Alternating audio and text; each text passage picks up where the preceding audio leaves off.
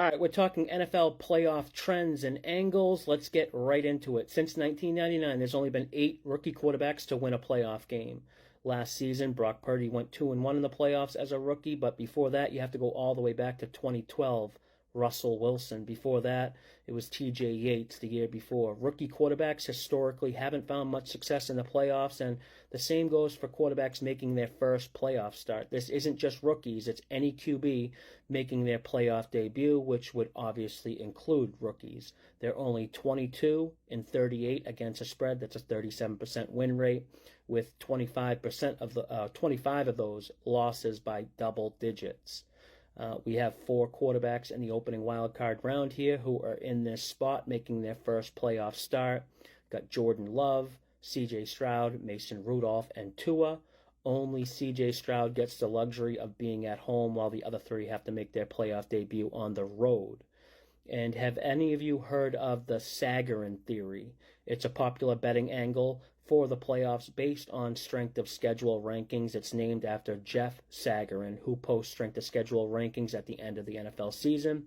And based on strength of schedule, when you have a team with a 10-spot differential, the team with the tougher strength of schedule wins 75% of the time in the wild card round. I also do my own power ratings as well. I have the Browns having played the 7th overall toughest strength of schedule. Their average opponent was 1.5 points better than league average. The Texans I have at 28th, which is the 4th easiest strength of schedule. In parentheses is the average opponent faced. -1 means Houston played teams that were a full point worse than league average. So there's a pretty big gap in strength of schedule played between these 2 teams that favors the Browns. There's 2 other games this weekend that would fit this Sagarin theory of more than a 10-spot differential of strength of schedule. I have all this information posted inside the Betting Network Discord. If you want to check that out, the link is in my bio. Now, I'm not huge into historical trends, meaning I would never make a bet solely based on historical trends, but I do think some of them are good to be aware of, and I'll run through a couple quickly here, so maybe get your pen and pad out and take some notes. In the playoffs, home field advantage is talked about a ton.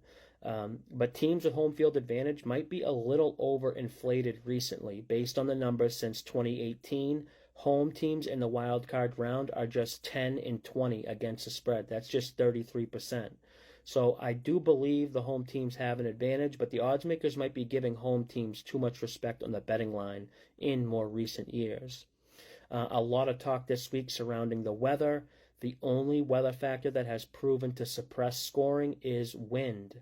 Since 2004, or 2004, I should say, any playoff game with double-digit wind speeds, the under hits 64%. It's 30 and 17 and 2 to the under. Wind negatively impacts the passing game and the kicking game, helping unders.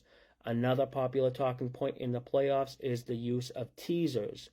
Come playoff time, odds makers have 18 weeks of data on teams to accurately price games. They have common opponents for teams that they can use, and in most cases, these playoff matchups are rematches from the regular season, so these betting lines in the playoffs are strong, or in other words, extremely accurate, and that's exactly what you want when betting teasers.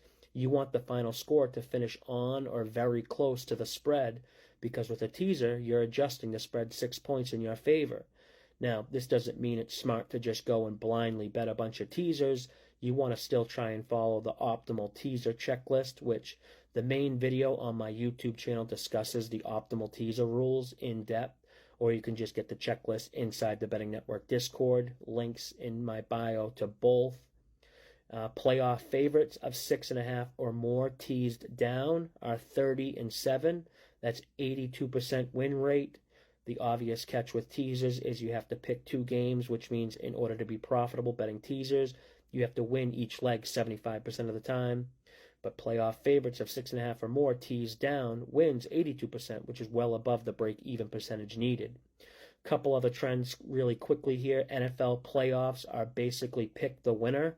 Teams that win outright also cover the spread 83% of the time. So if you like an underdog, it'd be smart to also bet a little on the money line on the underdog outright. The win rate increases slightly each round. The teams that win in the wild card round cover the spread 83% of the time. I know that sounds crazy, but every underdog that wins outright obviously covers the spread. I got two more here. Since 2000, teams going into the playoffs after having back-to-back losses are 16-7 against the spread. That's a 70% win rate. Both Philly and Miami fit this spot. Since 2004, double-digit favorites in the wild card round are 9-3 against the spread, 75% win rate. So it's rare to see double-digit favorites in the wild card round. There's only been 12 in the past 20 years, but 9 of them have covered the spread. If you find this type of stuff interesting or helpful, I have a channel in the Discord community I run where you can request any historical situation and get the results for. You can ask anything for any sport and get the results. Like, for example, how do road favorites off a loss in December do? And you'll get the results sent to you. That and many other features and tools, along with bets I'm making, are available in the Betting Network Discord. Invite link in my bio. Until next time, good luck with your bets.